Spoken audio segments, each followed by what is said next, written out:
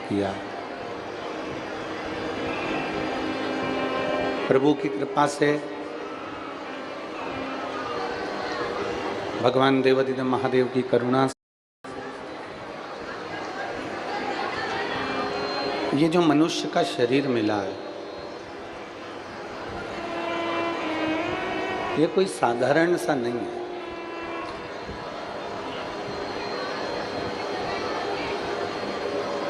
कितनी बार हमने जन्म लिया, कितनी बार हमारी मृत्यु हो गई। जगत गुरु शंकराचार्य जी कहते हैं पुनरपि जननम पुनरपि मरणम के प्रपंच से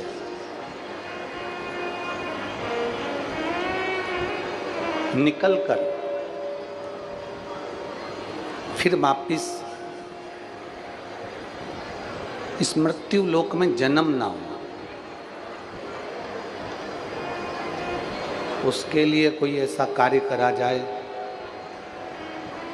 जिससे हम भगवान शंकर के हो जाएं और शिव हमारा हो जाए और हम देवाधिदेव महादेव के उस धाम में सदा निवास कर लें।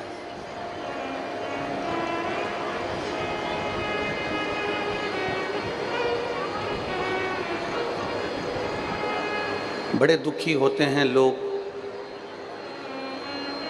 कई लोग कह देते हैं हम बड़े दुखी हैं, बड़े तकलीफ में हैं, बड़े कष्ट में हैं।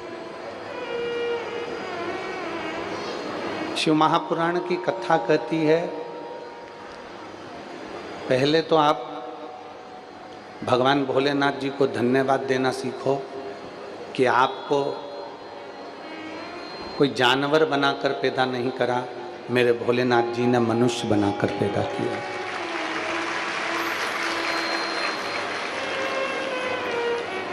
झिंगुर का जन्म हो जाता, चींटे का जन्म हो जाता, चींटी का जन्म हो जाता, चील पक्षी का जन्म हो जाता, कोई जानवर का जन्म हो जाता तो दुख होता। पर उसकी कृपा, उसकी दया, उसकी करुणा, उसकी उदारता इतनी है कि उसने मानव का जो जन्म दिया, उसने जो मनुष्य का शरीर दिया वो साधारण नहीं दिया। और तेरी कृपा बिना ना हिले एक भी अणु, लेते हैं श्वास तेरी कृपा। मानव का शरीर मिल गया। दूसरा, नर्मदा जी के घाट पर रहने का मौका मिल गया। तीसरा, कहीं भोलेनाथ जी ने कृपा अपने ललाट पर लिखी थी तो ओमकारेश्वर की पवित्र भूमि पर शिव महापुराण की कथा। ऐसा नहीं कि ओमकारेश्वर की पवित्र भूमि पर कथा नहीं हुई, सत्संग नहीं हुआ। जिस पवित्र भूमि पर आप और हम कथा सुन रहे हैं, मार्कंडे भगवान ने धर्मराज युधिष्ठिर को इसी ओमकारेश्वर की पवित्र भूमि पर माँ रेवा के तट पर, माँ रेवा की रज पर मार्कंडे ऋषि ने धर्मराज युधिष्ठिर को ओमकारेश्वर ज्योतिर्लिंग का पूरा चरित्र श्रवण कराया था कि ओमकारेश्वर बाबा का प्रागट्य कैसे हुआ।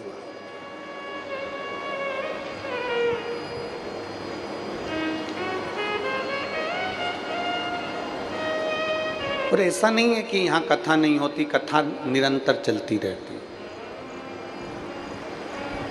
हमारे मालवा के संत, परम पूज्य संत शिरोमणि पंडित श्री कमल किशोर जी नागर जी ने तो पूरे निमाड़ को भी भगवान की भक्ति में ऐसा डुबा कर रखा है कि कहीं से भी निचोड़ो तो कृष्ण नाम ही निकलता।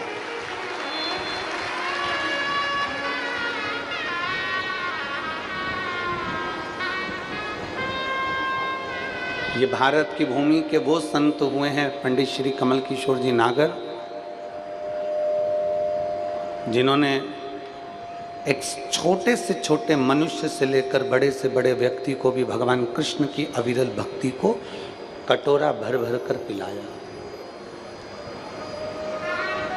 ऐसा नहीं कि इस क्षेत्र में कभी कथाएं नहीं हुई, बहुत होती, पर यदि आपको शंकर की भूमि पर शंकर की ही कथा सुनने का मौका मिल रहा है ना, तो ये उसकी कृपा है, ये उसकी उदारता है। चलो अच्छा, एक बात बहुत अच्छे से सुनिएगा।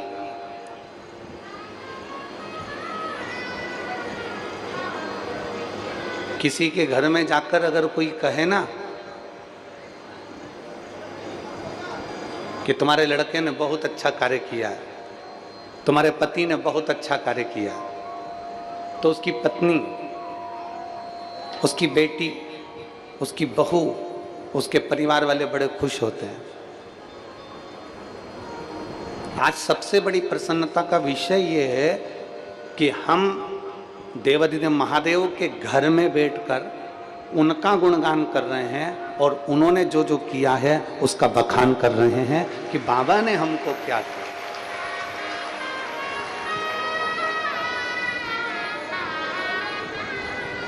ये उसकी उदारता है, ये उसकी करुणा है, और बिना करुणा के कोई नहीं बैठ सकता। किसी की सामर्थ्यता नहीं है कि कोई पंडाल में जाकर बैठे या टीवी के सामने बैठे और कथा को सुने। कल एक पत्र था, समय थोड़ा सा कम था इसलिए हम उस पत्र का जवाब नहीं दे पाए। उस पत्र में एक बहन ने लिखा कि भगवान से हमारा संबंध क्या होना चाहिए।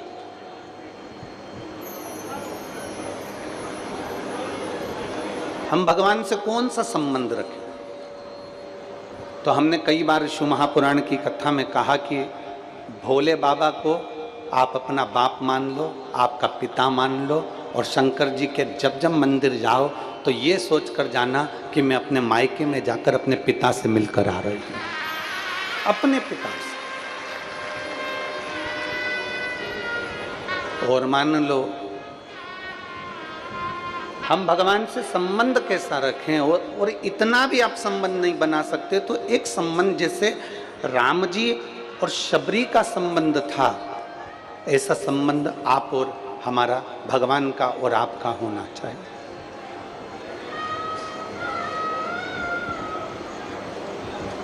शबरी का और राम जी का संबंध कैसा था?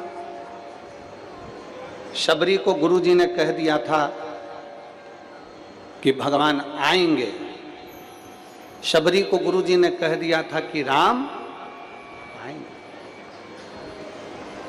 शबरी को गुरुजी ने कह दिया था कि भगवान का दर्शन तुझे यहाँ होगा। तो शबरी रात दिन भगवान की इंतजार करती थी। गुरु मातंग बाबा ने ये नहीं कहा था शबरी को कि राम परसों आएंगे, कि कल आएंगे, कि नरसों आएंगे, कि 3 तारीख को आएंगे, कि 4 तारीख को आएंगे, कि 8 तारीख को आएंगे, कि 9 तारीख को आएंगे, कि 10 तारीख को आएंगे। ये नहीं बोला था। बस मातंग ऋषि ने शबरी अम्बा से कह दिया था कि राम, जम के बोलो जरा, पर ये नहीं बताया कि कितनी तारीख को आएंगे, कब आएंगे, कैसे आएंगे, किस जगह पर आएंगे।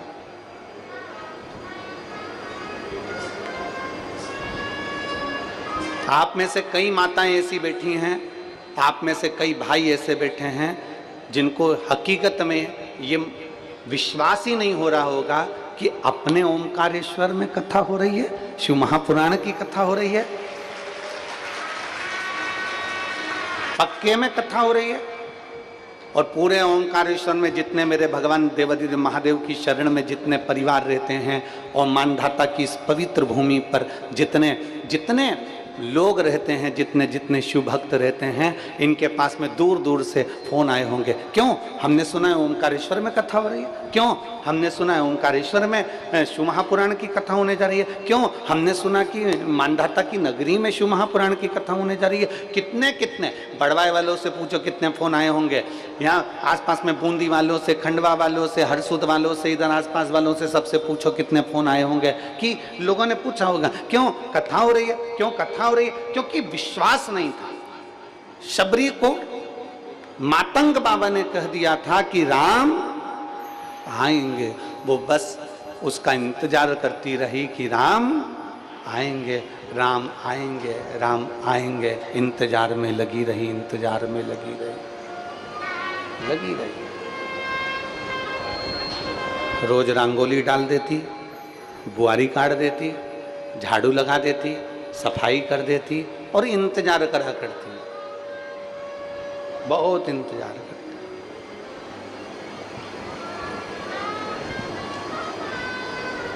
अब बताओ शबरी के दरवाजे पर राम आए कि नहीं आए? अरे बोलो तो जम के।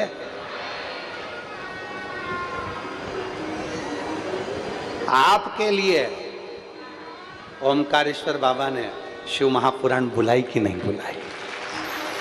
आपके लिए।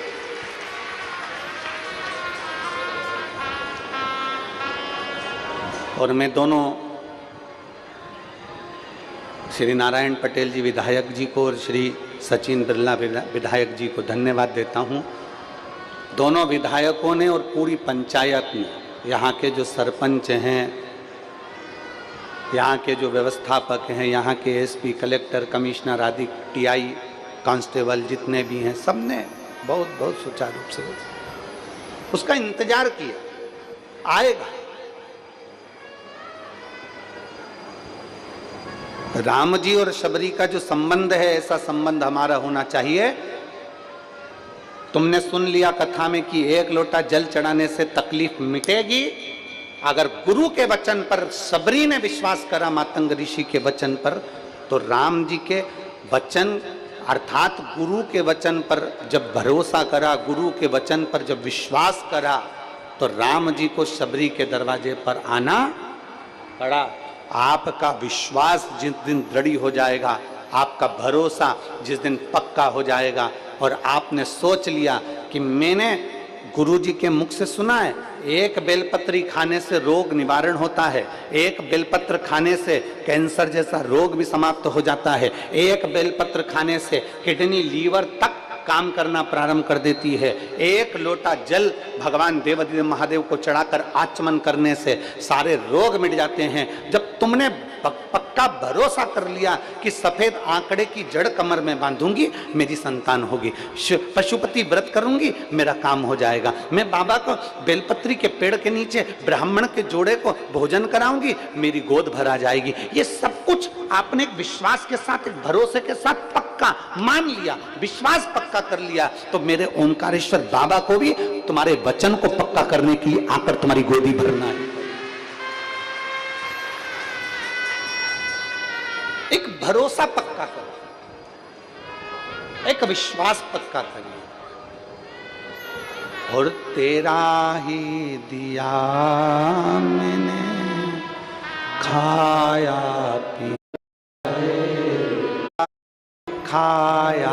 पिया ना आपको, तो वो संबंध रखो जो शबरी और राम का रहा है। संबंध रखना है आपको तो वो संबंध रखो जो एक बेटी, एक बेटा और एक बाप का होता है। एक संबंध रखो,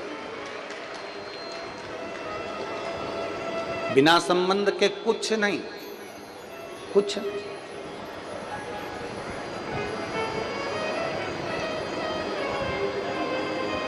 शंकर जी के मंदिर में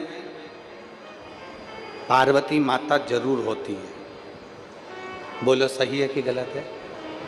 शिव जी के मंदिर में गणेश जी की मूर्ति रखी कि नहीं रखी, वो कोई नहीं देखेगा। शिव जी के मंदिर में सदानंद कार्तिकेय की मूर्ति रखी कि नहीं रखी, वो कोई नहीं देखेगा। पर शिव जी के मंदिर में नंदी है कि नहीं वो कोई नहीं देखेगा, पर शिव जी के मंदिर में माता पार्वती है कि नहीं वो जरूर देखेगा, जरूर।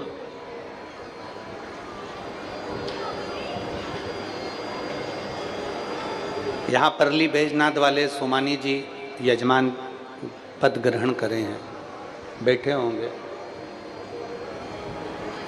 कहाँ बैठे हैं? आगे बैठे होंगे। हाँ, ये बैठे हैं। ये परली बैजनाथ वाले सोमानी जी हैं, जिनके पिताजी ने सीहोर में कुबेरेश्वर धाम पर कथा करवाई थी ऑनलाइन। तब उन्होंने संकल्प लिया था कि 12 ज्योतिर्लिंग में जब जब कथा हो तो बाबा ऐसी कृपा करे कि हम भी यजमान पद ग्रहण करें। उज्जैन, फिर ओमकारेश्वर, ऐसी कृपा बनी हुई है कि, और इसमें से कई ऐसे यजमान हैं जो उज्जैन में भी बने, फिर यहाँ पर भी बने। नियम ले लिया कि बाबा तू देते रहना, और तू देते रहेगा तो मैं तेरी कृपा से 12 ज्योतिर्लिंग में से किसी एक ज्योतिर्लिंग में तो ऐसी कृपा कर देगा कि मैं भी यजमान पद ग्रहण कर लूंगा। ये तेरी कृपा।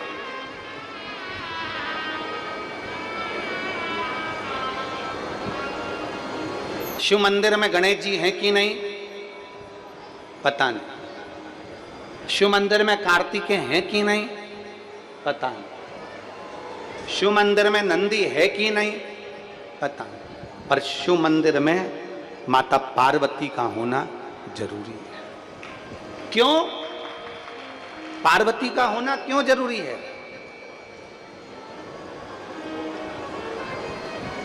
एक बार भगवान देवादिदेव महादेव से माता पार्वती जी ने पूछ लिया था, नाथ आप जहां रहते हो तो मुझे रहना क्यों जरूरी है?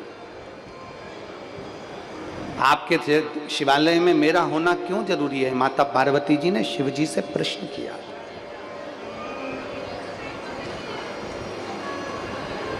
भगवान देवादिदेव महादेव ने कहा था, सुनो पार्वती, संसार में जन्म लेने वाले ऐसे कई बच्चे हैं जिनकी माता नहीं है। संसार में जन्म लेने वाले ऐसे कई बच्चे हैं जिनके पिता नहीं हैं। संसार में जन्म लेने वाले ऐसे कई हैं जो एक अवस्था के अनुकूल धीरे धीरे धीरे धीरे जिनकी माता चली जाती है, पिता चले जाते हैं और वो अकेला अकेली वो रह जाता है।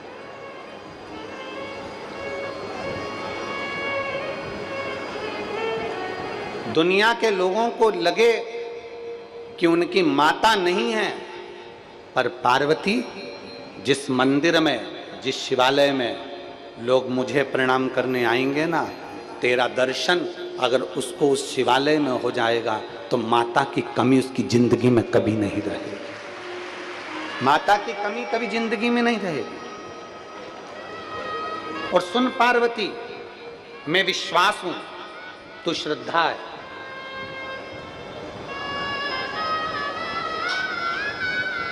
सुन पार्वती, मैं विश्वास हूं तू श्रद्धा है।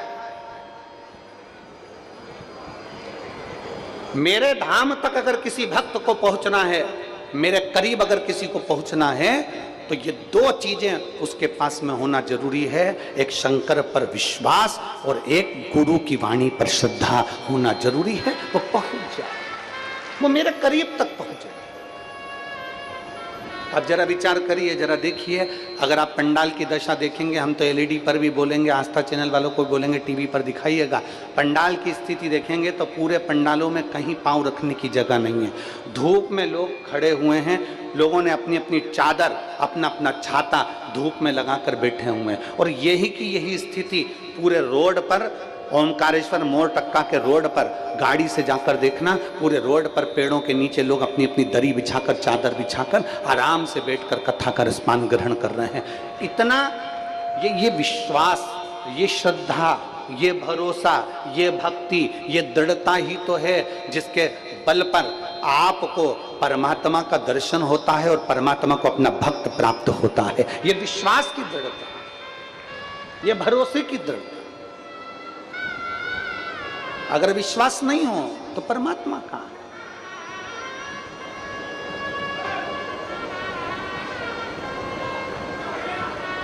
और मैंने आंगन नहीं बुआरा, कैसे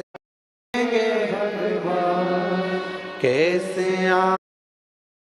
जिस पवित्र भूमि पर मार्कंडे बाबा ने धर्मराज युधिष्ठिर को शिव महापुराण की कथा का वाचन किया, स्कंद पुराण का रेवा खंड मार्कंडे बाबा श्रवण करा रहे हैं धर्मराज युधिष्ठिर को। मार्कंडे बाबा श्रवण करा रहे हैं धर्मराज युधिष्ठिर को कि शंकर कैसे प्रकट हुए, शिव कैसे आए, शंकर कैसे आए, कैसे पहुंचे हैं।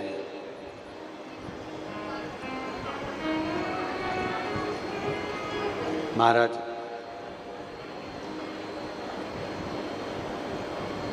जिस भूमि पर संत, साधु, गुरुजन, तपस्वी जन तप करते हो,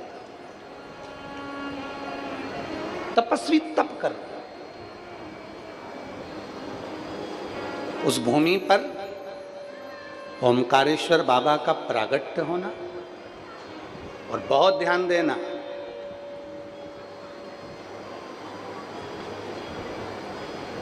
इस पवित्र भूमि पर सबसे पहले शंकर जी प्रकट हुए। उससे पहले जो पीछे तुमको ओम दिख रहा है, बोलो जम के बोलो, दिख रहा है, इस भूमि पर मेरे देवाधिदेव महादेव का शिवलिंग प्रकट हुआ। उससे पहले मेरे देवाधिदेव महादेव ने डमरू का नाद कर कर सबसे पहले ओम को प्रकट करा था, ओम अक्षर को प्रकट करा। किसके लिए? ऐसी क्या जरूरत पड़ गई मेरे देवाधिदेव महादेव को कि 12 ज्योतिर्लिंग में कहीं पर शंकर भगवान वाणी नहीं बोले, 12 ज्योतिर्लिंग में कहीं शंकर भगवान ने अपने शब्द नहीं दिए, 12 ज्योतिर्लिंग में कहीं शंकर भगवान ने अपने शब्द का घोष नहीं करा, 12 ज्योतिर्लिंग में शंकर भगवान ने कहीं ओम अक्षर नहीं दिया, 12 ज्योतिर्लिंग में कहीं शंकर भगवान ने ओम का नाद नहीं करा। केवल 12 ज्योतिर्लिंग में से एक ज्योतिर्लिंग ओमकारेश्वर ऐसा है जहां शंकर भगवान ने ओम का नाद किया।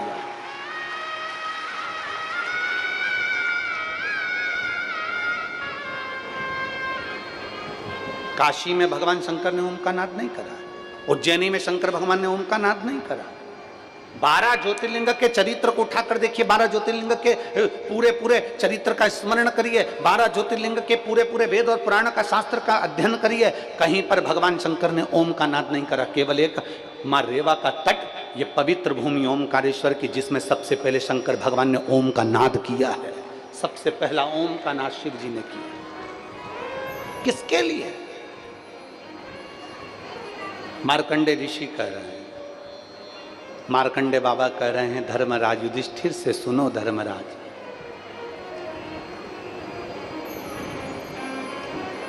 साठ 60,000 राक्षस, असुर, दानव एक साथ एकत्रित हुए और उनका नाम कालके हुआ। कितने असुर,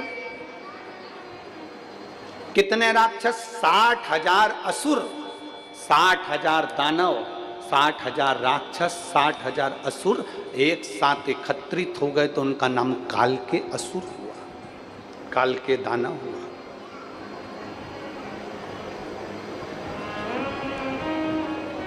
अगस्त ऋषि भगवान शंकर की भक्ति में लगे रहते थे। अगस्त बाबा तो अगस्त बाबा थे, शिव की उपासना उनकी निरंतर चलती थी। अगस्त ऋषि ने देवाधिदेव महादेव के साथ में माता पार्वती का स्मरण किया, माँ को याद किया। जैसे अभी हमने कथा में कहा था कि माँ के रूप में माता पार्वती जी मंदिर में, देवालय में, शिवालय में बैठी, और बहुत जरूरी है।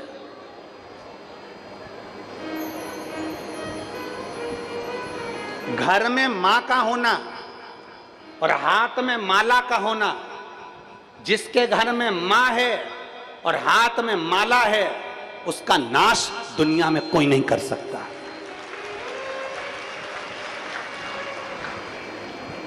जो अपनी मां का आदर करता है और हाथ में पड़ी हुई माला का आदर करता है, जो मां का आदर करता है और गले में पड़ी हुई कंठी, गली में पड़ी हुई माला का आदर करता है, मालूम पड़े तुलसी की माला गले में पहन ली, रुद्राक्ष की माला गले में पहन ली और दुनिया की निंदा कर रहे हो, कोई मतलब नहीं। तुम्हारी कंठी पहनने से तुम्हें कोई मतलब नहीं। कंठी का मतलब क्या होता है? तुलसी की कंठी पहनते उसका मतलब क्या है? रुद्राक्ष की कंठी पहनते उसका मतलब क्या है? तुलसी की कंठी तुमने गले में धारण कर ली और कह दिया हमने गुरुजी से मंत्र लिया था इसलिए तुलसी की कंठी पहनी है, हमने मंत्र लिया था इसलिए रुद्राक्ष की कंठी पहनी है। कंठी का मतलब क्या होता है? कंठी का मतलब यह है कि हमारे कंठ से, हमारी वाणी से, हमारे शब्द से कभी भी किसी का आहित ना हो, किसी को गाली ना दी जाए, किसी का अपमान ना किया जाए, किसी को शब्द ऐसा ना कहा जाए जिससे किसी को कुछ मन में घात लगे। कंठी का मतलब है अपने कंठ को सुधार लो।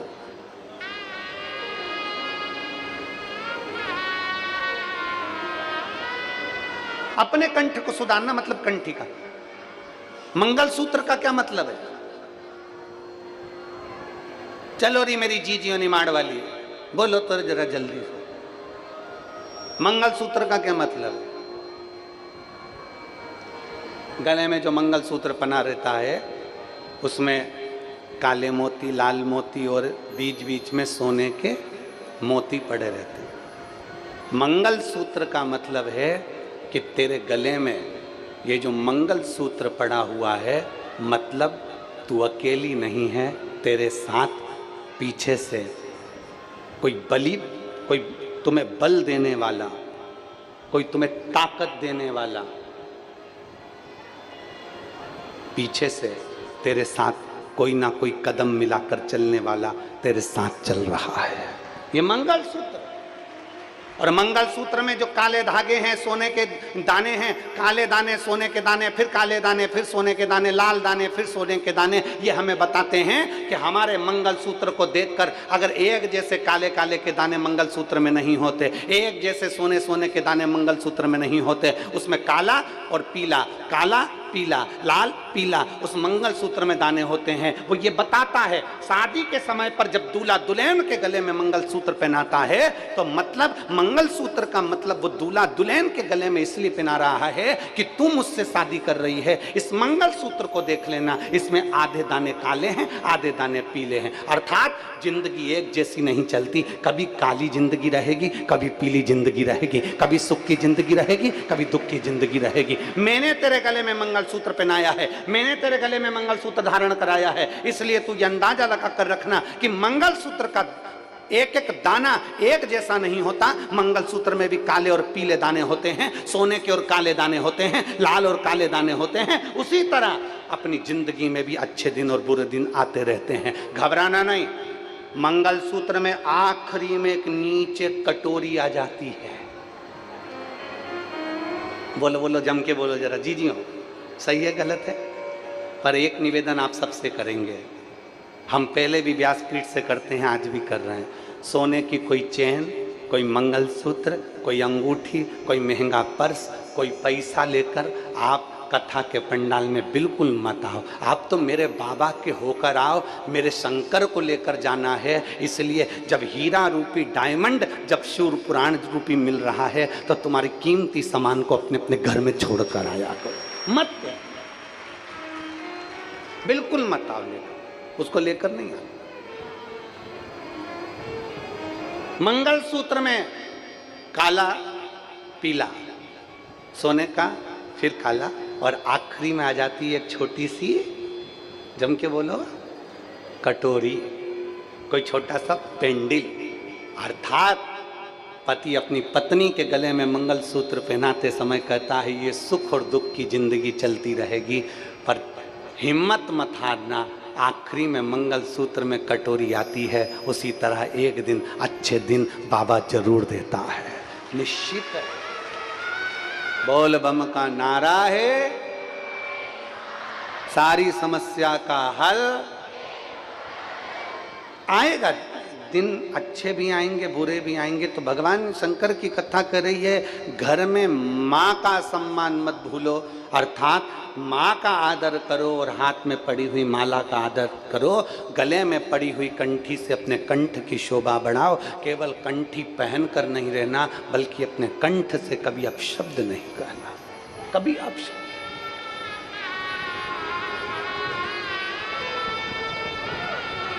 ना जाने कितने कितने पुण्य हम अपनी जिंदगी के कर बैठते हैं, तब जाकर कोई अच्छा कार्य हो पाता। हम कल वो यशराज महाराज जी से कह रहे थे कि अपन जिनके यहाँ ठहरे हैं कोई सोनी परिवार में, कोई विशाल जी वगैरह सोनी जी का फार्म हाउस है, उसमें हम लोग ठहरे हुए हैं। तो हम उनसे कह रहे थे यशराज को कि कितने पुण्य वाले जीव होंगे कि हमारे एक तो ठाकुर जी की सेवा, दूसरे हमारे शंकर जी की सेवा, तीसरी हमारी माला जाप अनुष्ठान हमारे पूरे यहीं चल रहे हैं। इस मकान का वास्तु हुआ कि नहीं हुआ, इस मकान में कोई ठहरा कि नहीं ठहरा मालूम नहीं, पर ना जाने कौन से पुण्य उस सोनी परिवार ने करे होंगे कि देवादिदेव महादेव कुबेर भंडारी उसमें आकर अपना अनुष्ठान जाप और पूजन कर रहा है। ये कितना कहाँ से पुण्य लेकर आए होंगे, सोचो कहां से पुण्य ला।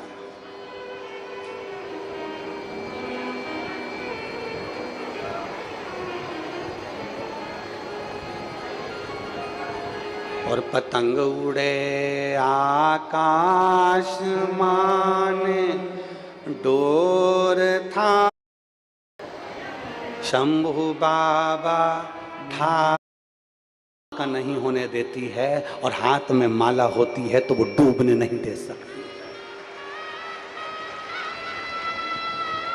वो डूबने नहीं दे। पर आजकल एक नया जमाना आ गया, माला की जगह लोग बागू कंजन कहाँ से कंजन कौन सा बटन वाला सिस्टम लिया है। एक इतनी बड़ी घड़ी जैसा होता है, वो हाथ में लगा रहता है, नहीं यूं यूं दबाते रहे। देखी कि नहीं देखी तुम लोगों ने? अरे बोलो तो सही, देखिए इतनी बड़ी रहती है ना, उंगली में वो पहन लो, नहीं बस ऐसे ऐसे दबाता फिर। हमने पूछा एक दो जीजियों से, हमने एक दो जीजियों से पूछा, क्यों री ए इंदौर वाली जीजी, ए कमला, कही हाँ गुरु जी। तो हमने कही है, कही है? तो क्या कहने गुरु जी वो माला है। हमने कहा माला तो दिख ही नहीं रही है 108 मन का, कि कहीं दिखी ही नहीं। अरे गुरु जी आजकल का फैशन यही है, तो हम तो यूं यूं दवाई ले उसके।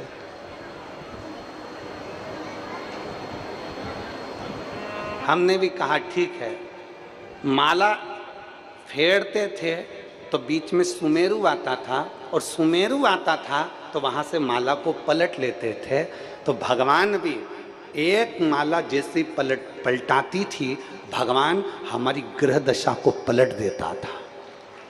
भगवान भी हमारी ग्रह दशा को पलट देता था। अब तुम्हारे पास में दबाने के लिए यूं यूं दबाओ तो भगवान भी तुम्हारा गला दमिच ले। अब उससे कौन सा तुम्हें पुण्य मिल रहा है? रुद्राक्ष की माला जपते थे तो हमारी इंद्रियां उसके अनुकूल रहती थी। तुलसी की माला जपते थे तो भगवान हमारी इंद्रियों को संयमित रखता था। वो बटन दबाने से कौन सी संयमता रहेगी ना। इतना भी फैशन मत लाओ जिसमें परमात्मा पीछे हट जाए और तुम्हारा फैशन आगे बढ़ जाए। हर हर इतना भी फैशन नहीं चाहिए, बन सके। और मेरा तो, हम लोग तो हमेशा शिव महापुराण के माध्यम से एक निवेदन करते आए हैं और आज आप लोगों से भी कर रहे हैं, हाथ में माला भले ना हो, हाथ में भले माला मत रखो, पर शिव महापुराण कथा कहती है अपने दिल से महादेव को दूर मत रखो, अपने करीब में रखो शिव को। और शिव को करीब रखने का फल, एक पत्र आया देखो,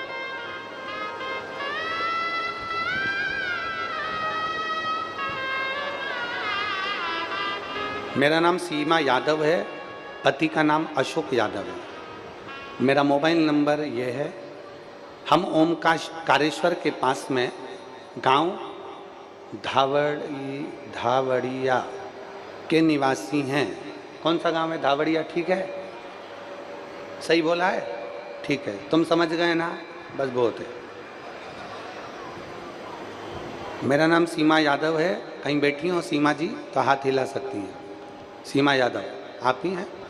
मेरा नाम सीमा यादव है, पति का नाम अशोक यादव है, मोबाइल नंबर ये है।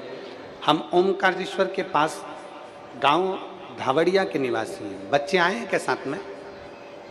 दोनों आए? लिया, दोनों को लिया।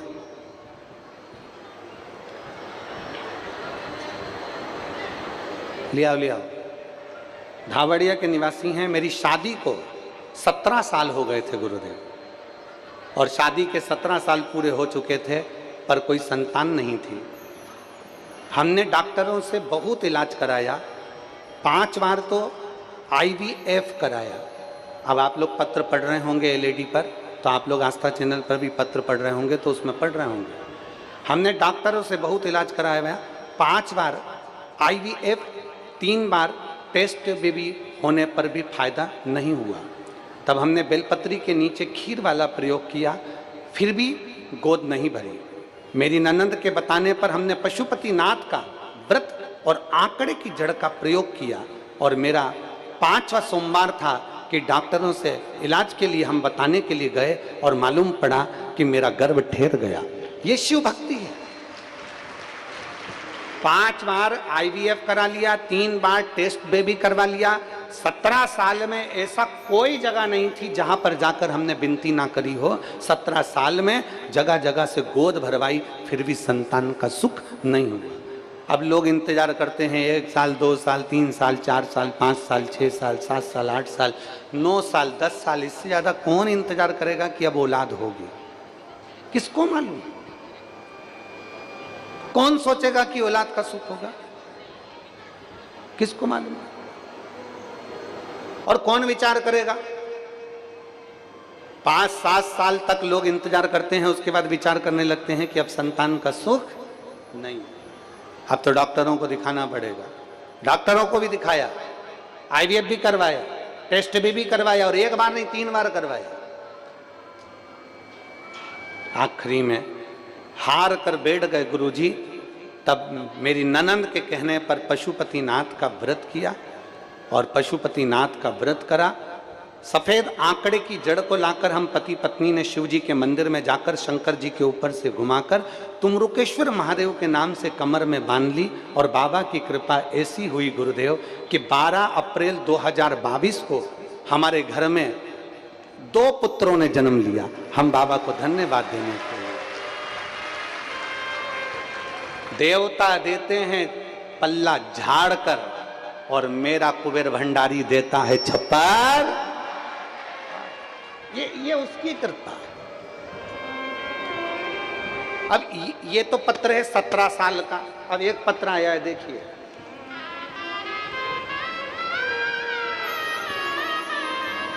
मैं सपना अशोक केवट, निवासी धामनोद, जिला धार की रहने वाली हूं। कहीं बैठी हैं? कहीं बैठी हो तो हाथ हिला सकती हूं। मैं सपना अशोक केवट, निवासी धामनोद, जिला धार की रहने वाली हूं। कहीं बैठी हो तो हाथ हिला सकती हूं। इधर बैठी हैं, हाथ हिलाओ जरा। कैमरे वाले इधर कैच करिए, देखो इधर। एक बार हाथ हिलाओ वापिस, कैमरे वालों को दिख जाओगे। लियाओ लियाओ, दोनों बच्चों को लियाओ। 17 साल के बाद इनके यहाँ संतान हुई, उसके लिए एक बार जोरदार ताली बजाकर दोनों पुत्रों को प्रणाम करो। भगवान को प्रणाम करो। चलो प्रणाम करो, प्रणाम करो, प्रणाम।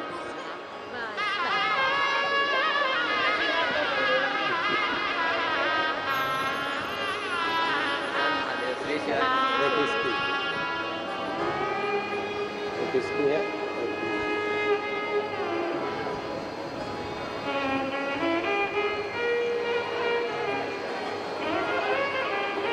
बधाई। श्री शिवाय। 17 साल के बाद देवाधिदेव महादेव ने दिए, और 2 दिए। ये उसकी कृपा। एक पत्र और बड़ा सुंदर है। सपना अशोक केवट, निवासी धामनोद, जिला धार की रहने वाली। बैठी हो तो हाथ हिलाइएगा। कहीं बैठी हो तो हाथ हिलाइएगा। मैं बाबा का क्या गुणगान करूं गुरुदेव। हमारी शादी को कई साल निकल गए थे, 10 साल तक तो हमने इंतजार करा औलाद के लिए, पर नहीं हुआ। 15 साल तक भी औलाद नहीं हुई। 19 साल निकल गए गुरुदेव, और 19 वर्ष तक हमारे घर में औलाद का सुख नहीं हुआ। तब गुरुदेव एक बार मेरी मम्मी ने आपके बारे में बताया और आपकी कथा सुनना प्रारंभ करी। टीवी के सामने आसन लगाकर पहली बार कथा सुनी और पशुपतिनाथ का व्रत किया। हम आपको पहचानते नहीं थे, पर आपकी वाणी पर भरोसा कर कर हमने कथा सुनकर बेटमा की कथा में हम पहुंच गए। और बेटमा की कथा पंडाल में बैठकर सुनी। आप कहते हो ना कि पंडाल में बैठकर कथा सुनने से बाबा देता जरूर है। हमने बेटमा की कथा पंडाल में बैठकर सुनी, और बाबा का मैं क्या गुणगान करूं गुरुदेव। केवल 2.5 महीना निकला था और गर्भ ठहर गया। 19 वर्ष के बाद में मेरे घर में संतान की प्राप्ति हुई। मेरे घर में एक बेटे ने जन्म लिया। मैं बाबा को यहाँ धन्यवाद देने के लिए आई हूँ। कहीं बैठी हो तो हाथ हिला सकती हैं। सपना अशोक केवट, निवासी धामनोद, जिला धार की रहने वाली हूँ। लाइन अच्छी है, आप और हम सब गुनगुनाते हैं। तेरी कृपा बिना नाही एक भी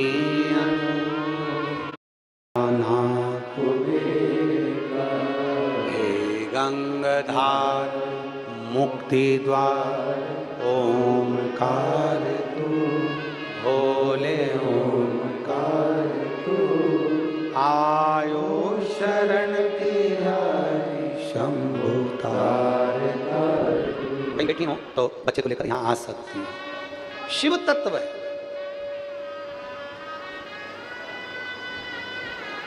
हमारे भरोसे को, हमारे विश्वास को हम जितना दृढ़ करेंगे, जितना दृढ़ करेंगे,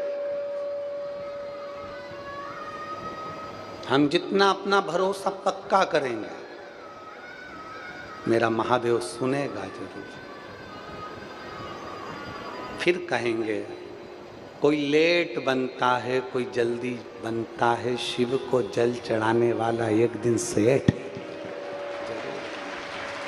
थोड़ा समय लग सकता है,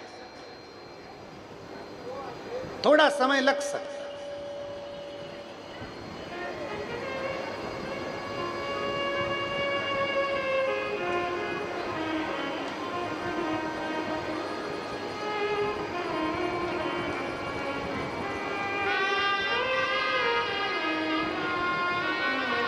कल अब हम बोलेंगे ना तो तुम लोग कहोगे कि गुरुजी ऐसा बोल जाते हैं, तो कई दिनों तक विवाद चलता रहता है।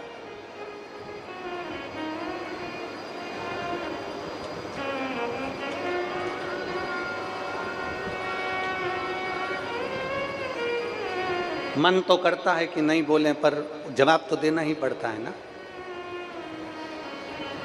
कल एक पत्र कक्ष में किसी ने भेजा, आप चाहोगे तो हम वो कक्ष का पत्र तुमको दिखा भी दें। उन्होंने लिखा,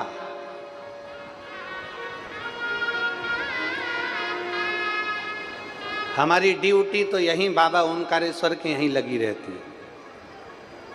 आप कल कथा में इतना इतना वर्णन कर रहे थे कि शंकर को जल चढ़ाने से ये होता है, शिव जी सुनते हैं, बाबा ऐसा करते हैं, बाबा झोली भरते हैं। हमारी ड्यूटी तो यहीं ओमकारेश्वर में है, और मैं कई साल से यहाँ पर ड्यूटी दे रहा हूँ। उसके बाद मेरे बाबा क्यों नहीं सुन रहे। अब हम बोलेंगे ना तो लोगों को काली मिर्ची लग जाएगी।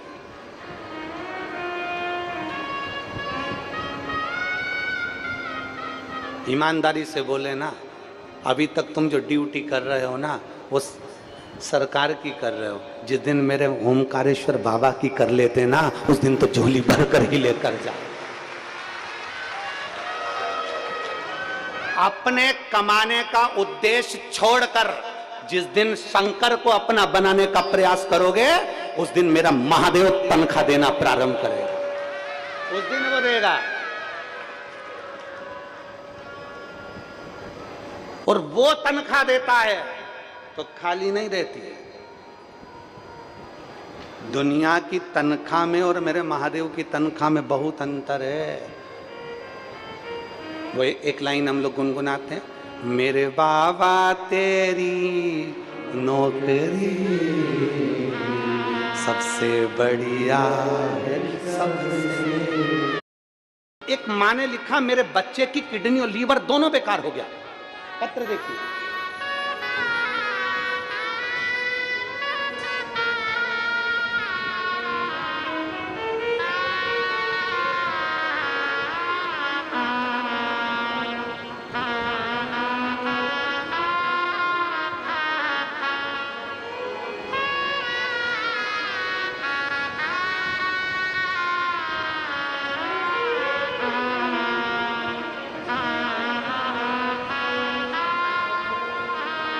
में देखिएगा, मैं राधा बिरली सनावत से हूँ, मेरा मोबाइल नंबर ये है।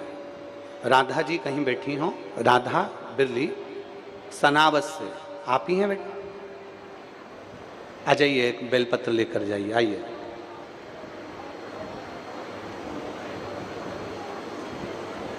मैं राधा बिरली सनावत से हूँ, राधा बिरला सनावत से हूँ, मेरा मोबाइल नंबर ये है। गुरुजी, मैं रुद्राक्ष के जल का और शंकर के श्री शिवाय नमस्तुभ्यम मंत्र का वर्णन करना चाहती हूँ। मेरी बहन 8 जून 2023 को अचानक बीमार हो गई। डॉक्टर को दिखाया तो उन्होंने कहा कि इसकी लीवर और किडनी दोनों पूर्ण तरह से खराब हो गई है। किडनी भी काम नहीं कर रही और लीवर भी काम नहीं कर रहा। ये मात्र आधे घंटे का समय इसके पास में है। आप पत्र को पढ़ेंगे तो उसमें लिखा, केवल आधे घंटे का समय इसके पास में। इसका लीवर भी खराब हो चुका है, किडनी भी खराब हो चुकी। पूरा घबरा गए। अचानक उसकी बात सुनकर बहुत टेंशन में आ गए। उसको वेंटिलेटर पर डाल दिया गया। वेंटिलेटर पर डाला, तब हम सीहोर किसी को भेजे और वहां से रुद्राक्ष बुलवाए। शंकर जी के मंदिर में जल चढ़ाना प्रारंभ करा और रुद्राक्ष का जल उसको गलाकर उसके शरीर पर लगाना प्रारंभ करा। डॉक्टर के हिसाब से मात्र आधा घंटा जीवित रहेगी, ये कह दिया गया था। फिर जब हमने शरीर पर उसके रुद्राक्ष का जल मला, श्री शिवाय नमस्तुभ्यम कहकर शंकर को जल चढ़ाकर उसके मुख पर डालना प्रारंभ करा, उसके होठों पर लगाना प्रारंभ करा। बाबा की ऐसी कृपा हुई कि आज मेरी बहन ठीक हो गई और उसका लीवर और किडनी काम करना प्रारंभ कर। अब जब से तेरा गुलाम हो गया, गुलाम हो गया, सबसे बढ़िया सबसे होगी, वो अपनी जगह पर। किसी से तेज बोल दिए होगे, अपनी जगह पर। किसी कोई काम तुम्हारे हाथों से कुछ ऐसा वैसा भी हो गया होगा, अपनी जगह पर है।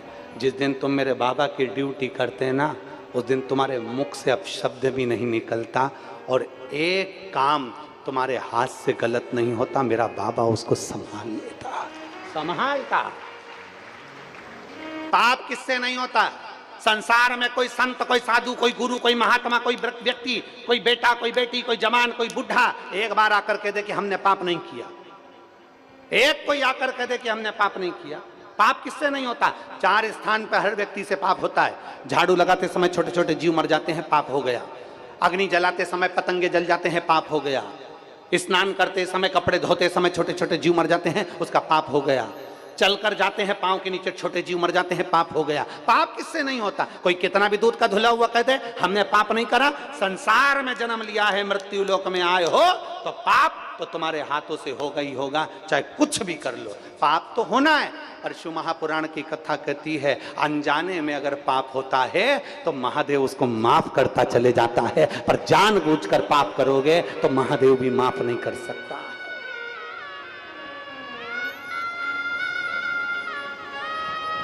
अनजाने में पाप करोगे तो महादेव भी तुमको माफ नहीं कर सकते। मत बुरे कर्म कर वरना पछताएगा। तो सुन लो जरा अच्छे से, तेरा क्या होगा रे कालिया। याद? अरे भगवान की आंखों से तू बच नहीं पाएगा, तू बच नहीं पाएगा। बड़ा कठिन कठिन है, समझना कठिन है ना कि क्या क्या। अरे लगे उसकी भक्ति में, उसकी नौकरी में, उसकी सर्विस में लगे हैं, उसकी ड्यूटी कर रहा है।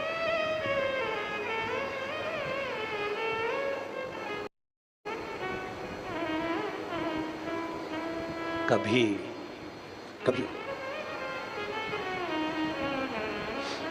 एक आप लोगों ने शिव महापुराण की कहीं वीडियो अगर आपके पास में आई होगी तो आपने देखा होगा। एक उज्जैन की कथा में एक बूढ़ी माँ आई थी, उसका वीडियो बहुत वायरल हुआ था, आप लोगों ने देखा भी होगा। उसके साथ में एक शंकर का शिवलिंग था, नर्मदेश्वर। वो जो खाती थी ना अपने महादेव को खिलाती थी। अगर आप लोगों ने वीडियो देखा होगा तो उसमें बूढ़ी माँ का देखा होगा, त्रिपुंड लगाई हुई थी और जमीन पर बैठी है, पत्तल में भोजन रखा, पहले महादेव को खिला रही है फिर रख।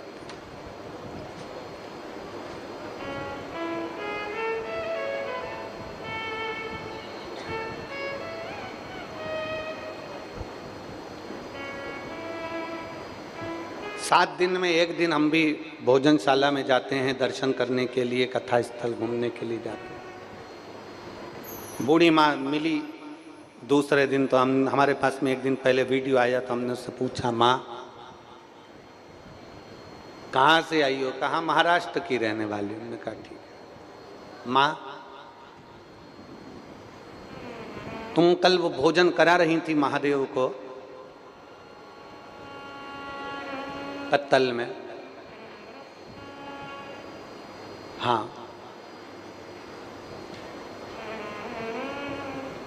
कहां से भोजन लाई थी? कहा मेरे पास में 3 दिन से भोजन नहीं था, तो मेरी पड़ोसन ने उसके पास में जो भोजन रखा हुआ था वो मुझे दे दिया। 3 दिन पुराने भोजन का तुम भोग लगा रही थी? मेरा नियम है, जो मैं खाऊंगी मेरे महादेव को दूंगी, जो मैं पहनूंगी वो महादेव को दूंगी, जो मेरा है वो मेरे महादेव का है, जो मेरा है।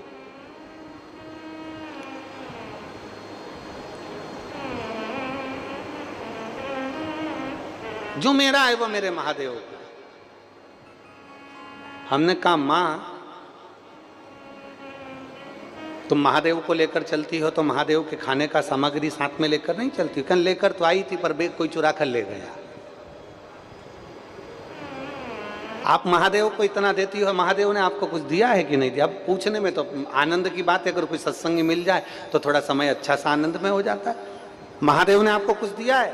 वो माँ कहती है मेरा एक बेटा तो डॉक्टर है और एक बेटा कलेक्टर की गाड़ी चलाता है, दोनों ही अच्छी पोस्ट पर हैं और बाबा की कृपा दृष्टि है, मेरे घर में कोई कमी नहीं है। ये मेरे महादेव ने दिया है।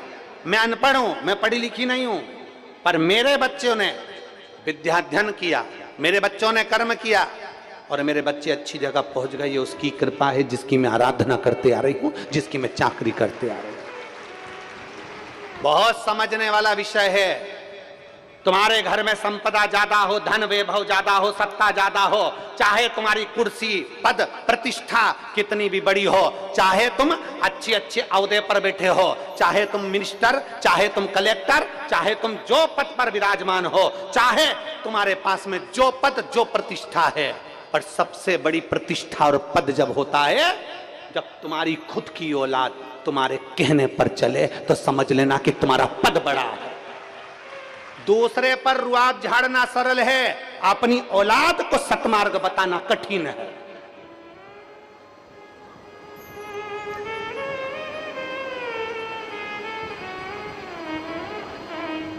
एक मास्टर, पढ़ाने वाला टीचर 50 बच्चों को, 50 स्टूडेंट को पढ़ाता है, उनकी किस्मत बना देता, उनका भाग्य बना देता है। पर एक टीचर अपने ही बच्चे को उस तक नहीं पहुंचा पाता। कारण क्या होता है?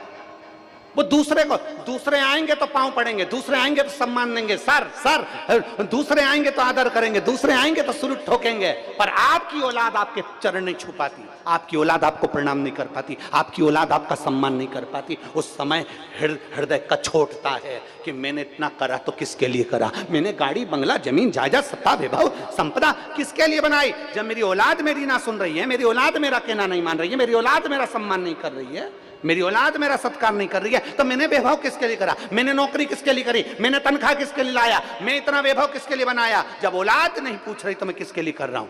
उस जगह पर याद आती है कि ये गुलामी मैंने संसार की करी, अगर ये गुलामी मैंने महादेव की करी होती तो मेरा बेटा भी संस्कारित होता, मेरा परिवार भी संस्कारित होता, मेरा बेटा भी संस्कारित होता और मेरा परिवार भी संस्कारित होता।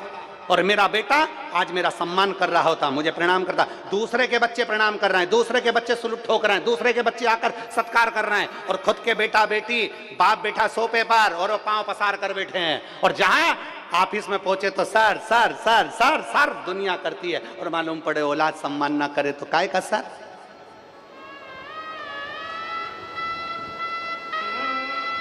और जिस दिन तुम्हारी औलाद तुम्हारा सम्मान ना करे उस दिन मेरे महादेव को याद करना और थोड़ी सी गुलामी उस शंकर की करना प्रारंभ करना। फिर तुम्हारे बच्चों में जो बदलाव आएगा, तुम्हारे बच्चों में जो संस्कार मेरा महादेव देगा, फिर उसको देखना कि तुमने जो दिया और मेरे महादेव ने जो दिया उसकी तनख्वाह में क्या अंतर आया, फिर उसकी देने में क्या अंतर आया, फिर उसकी गुलामी करना। मेरे बाबा तेरी नो सबसे बड़ी, तब से हम उसकी चाकरी कर रहे हैं, हम उसकी नौकरी कर रहे हैं, हम उसकी ड्यूटी कर रहे हैं। और जब हम उसके लिए कर रहे हैं तो खाली नहीं जा। एक पत्र है देखिए,